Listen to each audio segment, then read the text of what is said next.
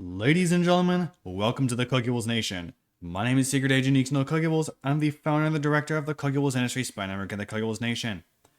I thought I would go ahead and partially recreate the old outfit as seen in this photo here.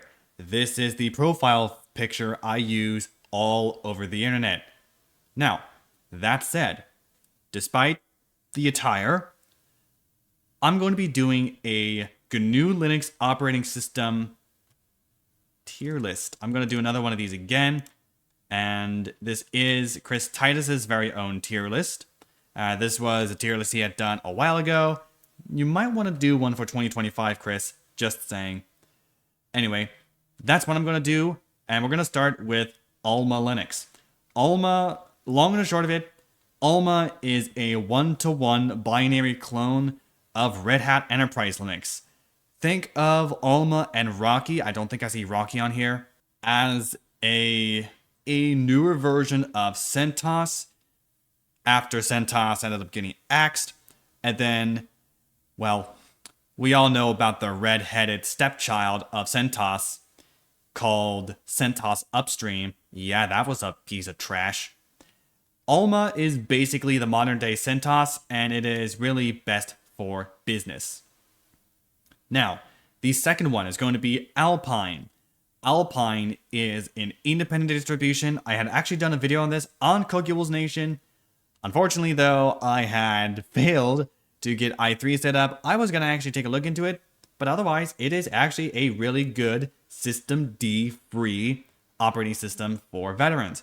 The Alpine Package Keeper, also known as the APK, not to be confused with the APK files for AOSP. These are really fantastic files, though some of the files are going to be older versions of the software needed in your day-to-day business. Who knows? I don't know if I can say the same for AntiX. AntiX is a Debian base. It does not have systemd, but it does also have a command line installation process, but I have tried it. It would be pretty good for veterans as well. If you want to do Debian, but without a graphical installation, and you can also do without the latest and greatest and maybe bleeding edge versions of software. Next is going to be Arch Linux. Now, Arch and one other operating system I would consider to be some of the most supreme operating systems in the GNU Linux timeline. Arch is going to be one of those. It is fantastic for veterans. I would really recommend, if you're a veteran, you could probably do anything Arch based, or you could just do regular Arch, vanilla Arch, and then install it the Arch way. I have done it off camera before. I have done the Arch way. I would not recommend you do that if you are a beginner. But if you do know Linux and you know how it all works, go ahead and use that. Arch would be a good choice. Now, I would say I should actually have a new... I'm probably going to want a new type deal. I guess I'll just do this blue here for Supreme. I'm probably going to want another category, and that category is probably going to be... What should I put Arco in? Because I'm going to put it in that category. For those unaware, Arco is essentially a beginner arch. There's a few beginner arches. I see Artix over here. We've got Endeavor. There's Manjaro. We've got some other arch-based, but we're going to go into Arco. I'll do decent spins on this one, because it is a very good spin of Arch Linux. Let's go ahead and just do that real quick. Maybe a little darker. A little darker will do. It's a decent spin of Arch Linux. A very good spin, in fact, of Arch. And I think I'm just going to go ahead and let's do this. I don't care. I have done a tutorial using Arco in the past, and it's not a very popular tutorial, but for those that are really deep into Arch, I probably could have done something like Endeavor or Garuda. I could have done any other Arch base, maybe even vanilla Arch if I wanted to. But I decided to do Arco because it was just easy for me to set up. It was really easy as an Arch. Well, I was an Arch user for a while, I was using Arch-based systems, and the system I first started using is on this list, and it is coming up here soon. Next up, we're going to do Artix.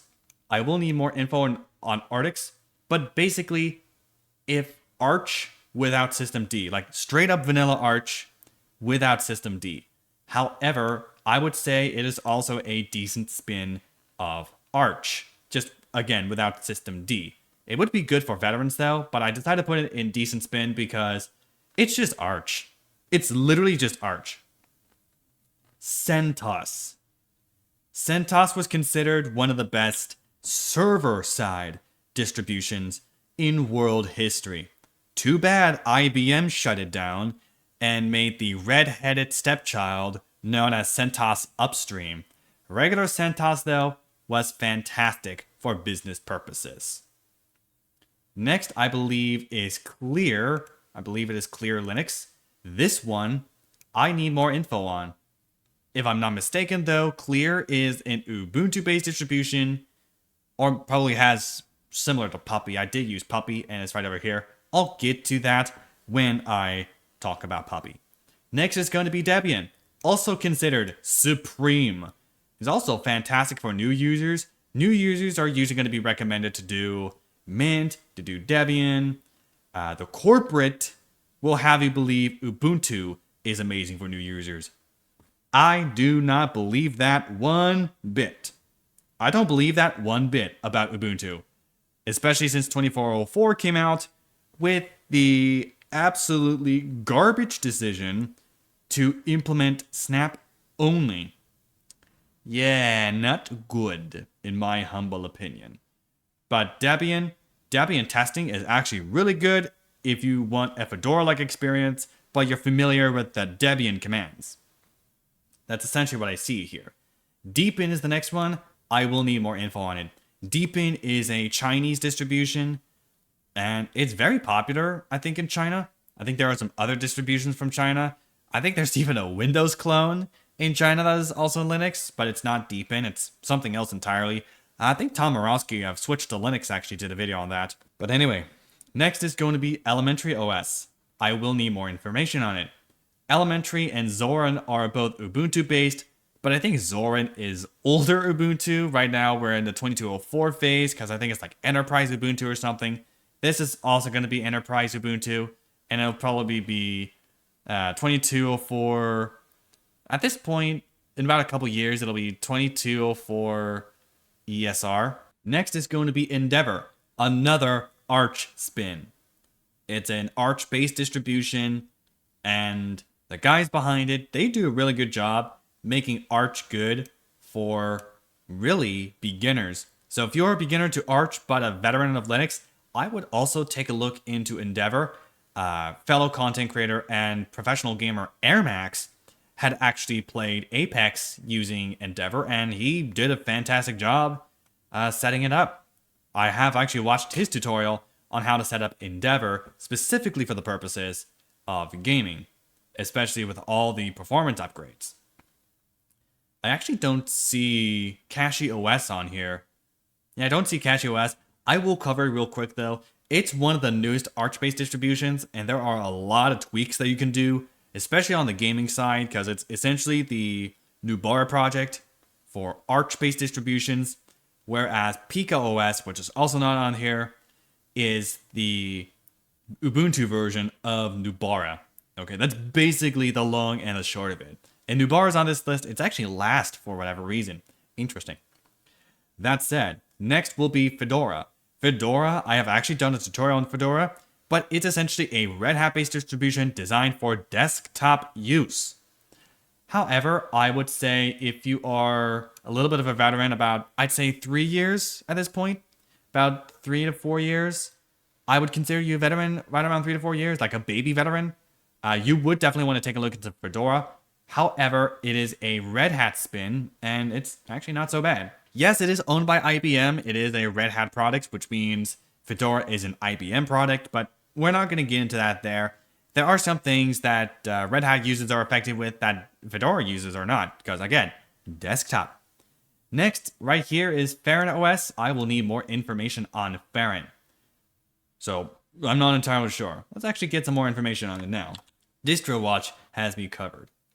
This is an Ubuntu-based operating system, and from the looks of things, features Plasma, it's a tweaked Calamari system installer, custom theme and fonts, and it will have Vivaldi installed by default, boot options for advanced users, and a Tor application. I am not a fan of Chrome-based distributions, or Chromium-based distributions, with the exception of Brave, but that's because I only use it for YouTube without an account, so there's that. However, Farron I think is decent. It is from the UK. I think it was actually Mint-based originally, but they decided to go Ubuntu for whatever reason. They really should have stayed with the Mint base. I could have used one of the older versions, maybe 2020-07. I could have probably used that, potentially. But yeah, I think Farron would be good.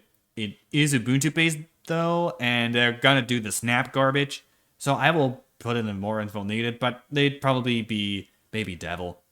Next is Garuda Linux. This was the operating system that kickstarted the Kokules Industry Spy Network, or what I should really call Kokules Media. I have been considering that. I'll probably do another poll after this video releases and see what y'all think. Now, Garuda is an Arch space and is actually also good for Arch beginners. It is a decent spin of Arch. It's pretty much an Arch spin.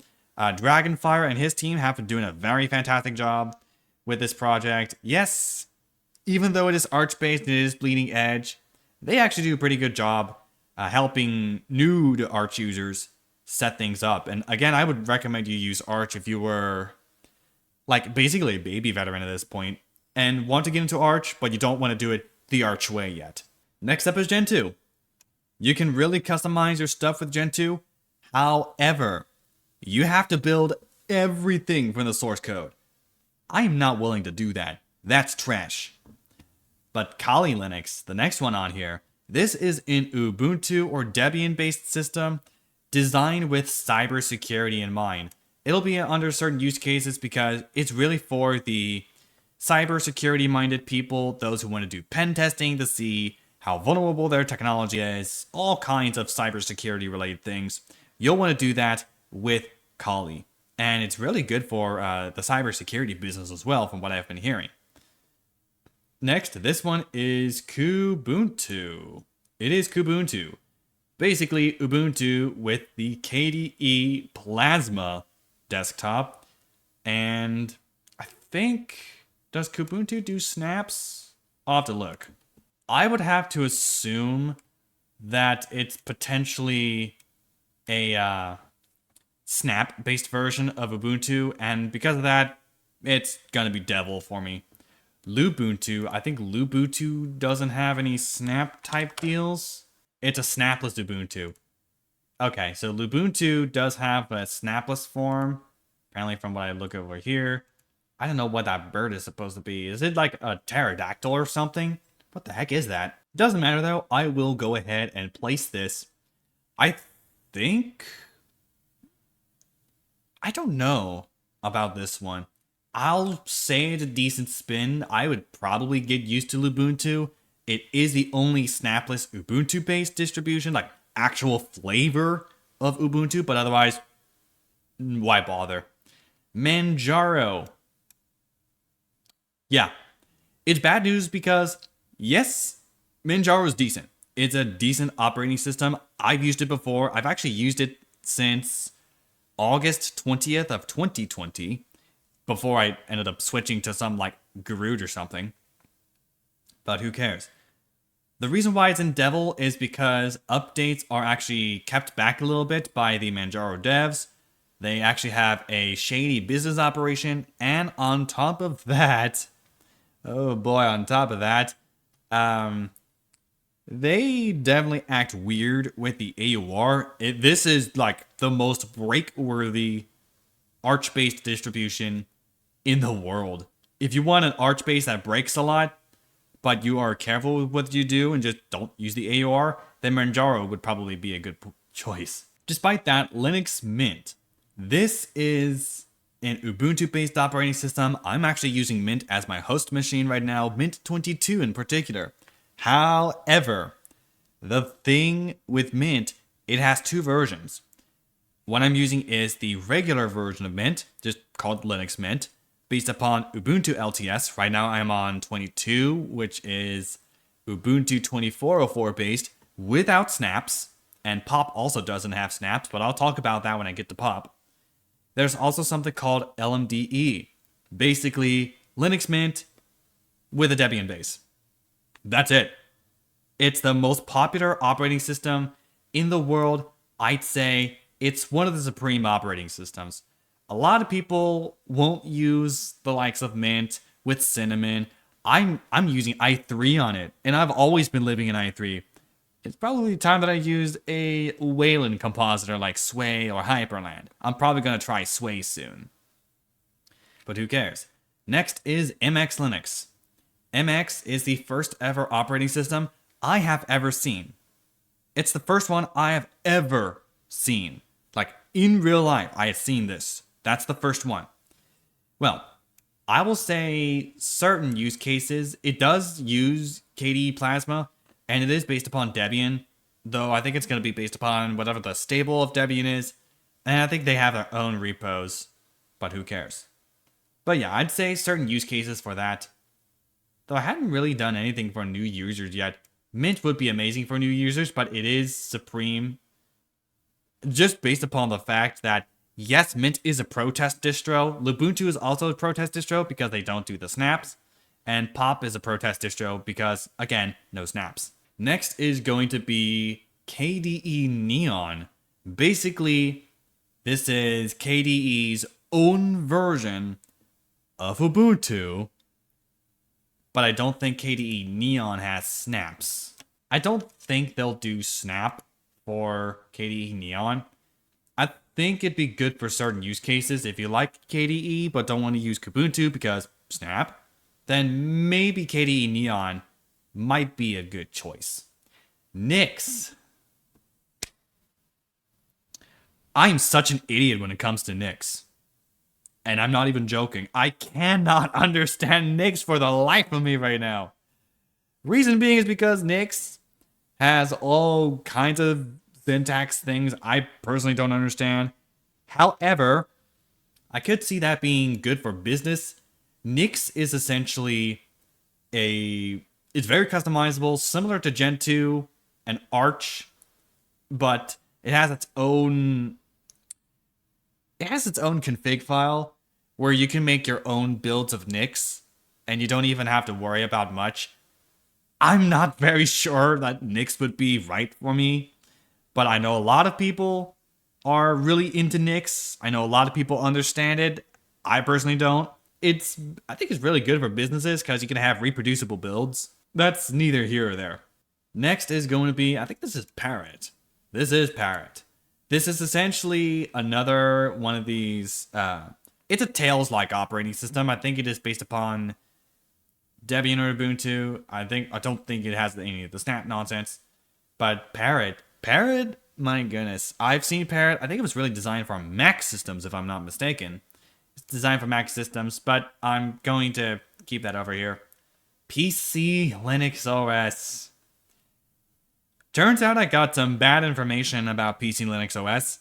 It is a Mageia-based systemd free operating system that is not a Windows clone. It's from Houston, Texas. There's just a lot of different things on PCLinux OS that I probably hadn't looked into, so more info is needed on that. We have another systemd free operating system. I tried to install this on camera. It wouldn't work. This is Peppermint. Debian-based, systemd free. It's basically like Dev1.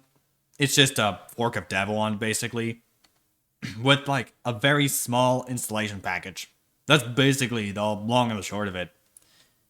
Pop OS, also good for new users. This is actually the System76 operating system, and they make it themselves. They even put it on their computers. It's also a protest distro. It does not incorporate Snap, so if you are a hater of Snap like I am, Pop is a good option. Mint is also a good option as well. Now, we have a decent spin of many different operating systems, this is Puppy Linux. I'll put it under decent spins. Puppy is a lightweight distribution, and if I'm not mistaken, I used Bookworm Pup with, I think it's LXQt, which does rely on OpenBox. Friend of the channel, Jerson Zhao, I think he goes by Churnos right now on some places.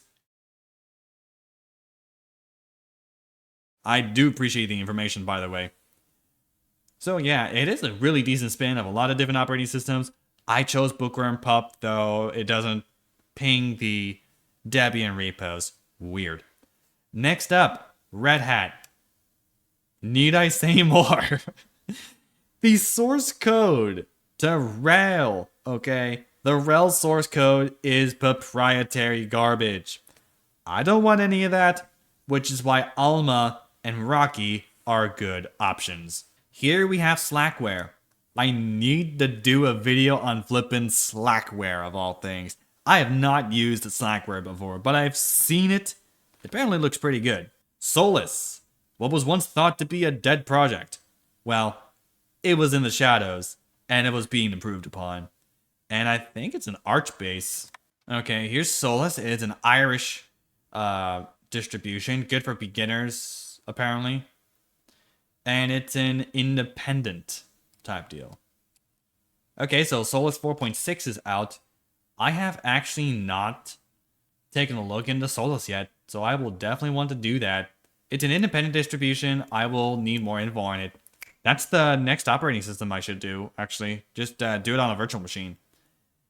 Open flippin' SUSE. SUSE. This is basically the RedHat of Europe. This is the European version of RedHat, basically. I think it's from Germany, if I'm not mistaken. I have taken a look into OpenSUSE before. I know Matt from the Linux cast loves this project. I don't blame him for it. It looks really good. I even tried to get i3 on SUSE. But there are some things you have to do. Like, for example, if you want to get NVIDIA drivers, you need to wait 5 minutes for the drivers to actually build, even after the stuff is done. Otherwise, you're going to get some weird problems with the graphics and all the display. It's a mind mess. Okay, it's a mess of the mind. It can actually be good for business use, but apparently SUSE has its problems. Who cares? Next is gonna be Tails. Now they have just partnered recently with the Tor project, and this is because this is for privacy files and those who want to practice good OPSEC. Tails is actually really good for certain use cases. If you're very paranoid, if you want to hide yourself from corporate surveillance at least, and want to basically get all the stalkers out, this would be a good option. If you have multiple computers to use, but you don't want to keep your sensitive data on one of them, then this would be a good idea. Next, I believe this is Linux from scratch. Actually, this is TinyCore. Linux from scratch is not even a thing. Now, I hadn't really used TinyCore. It's called TCL. Forked from darn small Linux. It's a 16 megabyte graphical desktop. What is this? Swordfish? I think it has to be Swordfish WM, which does use a form of Lisp to configure it, and you can actually do some shenanigans with it. They apparently have version 15. TinyCore has one from February. But based upon darn small, I will place this in more info needed because I will need to take a look into TinyCore. Ubuntu. Canonical. You guys need to get your act together about this Snap nonsense. You don't need to be pushing Snap down the throats of us neckbeards. I happen to be a neckbeard, okay? I don't really like Snap. I don't like Snap being shoved down my throat. If it was optional, I could have considered Ubuntu, but nah, that ain't gonna happen. Sorry. This one right here, I think this is Void. It is Void. That's what I thought. Void is an independent distribution which has a command line installer. I did try to use it before, however, I will need more information on it. Zorin. This was the old Ubuntu version I was talking about. Right now, I think Zorin has their own Ubuntu 22.04. It does use an older version of Ubuntu, but I think that's for potentially good reason. Maybe I should use this. If one of the Zorin developers is watching, I probably wouldn't mind getting your feedback if I review it. I will probably put more info needed. And then, Nobara Project. It is the content creators Fedora. There are a couple others that mimic Nobara, but Nobara is the OG for content creators, with the likes of Gloria's Egg Roll, Thomas Kreider. The egg roll strikes again. He's the guy that actually made Nobara Project. It is a fork of Fedora, and I think they now use KDE. But I think this is going to be my Linux tier list for late 2024 and early 2025. I'm definitely going to have to use most of these. I'll definitely want to do Slackware, Solus, maybe Zorin. I'll probably try PCLinux OS as well. And I'm not going to do Deepin. I won't be able to do Deepin because I wouldn't want to be spied on with Deepin, but I'll probably do some of these down here. I know Zorin I want to do, Solus I want to do, Slackware I want to do. Maybe Farron as well. Oh no, I can't do Snap. Never mind. Elementary maybe, like a smaller version of Elementary maybe. Who knows? That said, I'm out of time for today's video. Thank you, and good night.